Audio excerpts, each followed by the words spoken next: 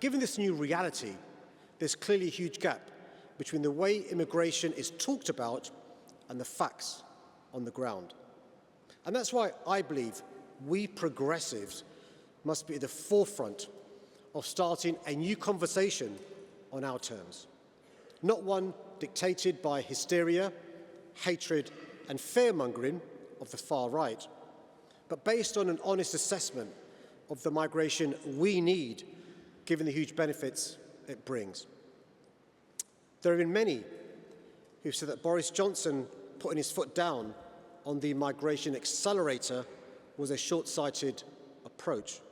The same could now be said for slamming the brakes too quickly. In my view, we should refuse the false choice between open borders on one side and net zero migration on the other, and instead opt for a balanced approach which responds to our needs, not our prejudices. Because moving so far back in the opposite direction, while potentially politically expedient in the short term, could come back to haunt us. For it would not only be to the detriment of our economy, but living standards too. In London, we're doing all we can to support economic growth, with a plan in place to make our capital's economy £107 billion larger by 2035.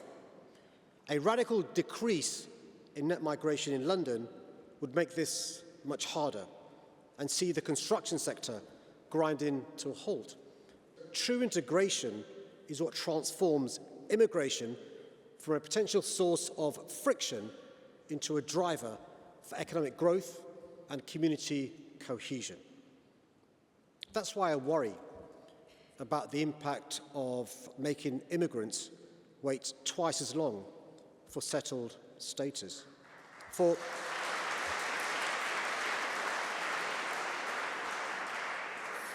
it doesn't give them a stake in our country's future, it takes that stake away.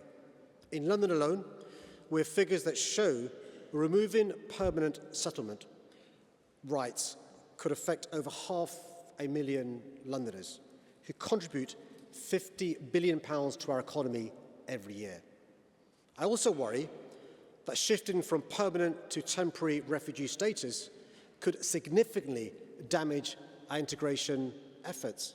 It will leave people in a precarious state, suspended in limbo for years, their lives overshadowed with uncertainty. So, when it comes to immigration and integration, I hope that we can rise above the level of political debate that we've seen over the last decade and make the argument to the British public, one they know to be true, that a fair, controlled approach to legal migration is crucial to the future success of our capital and our country. I think if Andy Burnham wants to be a Member of Parliament, Andy Burnham should be allowed to be a Member of Parliament.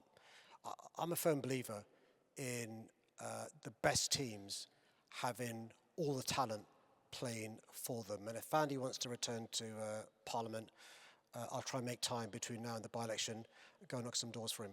Okay, great. Nicely done. Or whoever the candidate is. Nicely done.